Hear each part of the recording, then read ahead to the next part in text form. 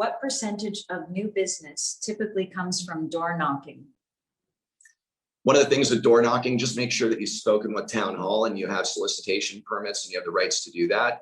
Don't just go and knock on a bunch of doors and not have something that you've got approval for.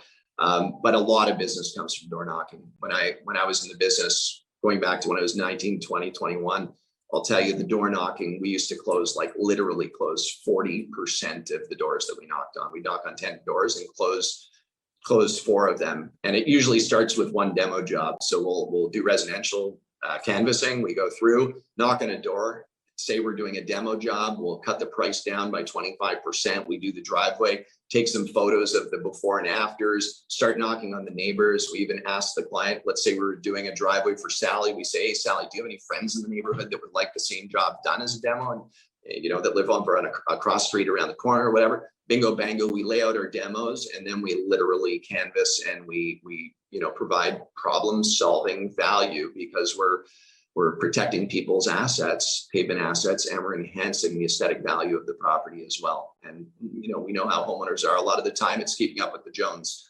So it turns into a neighborhood seal coating party.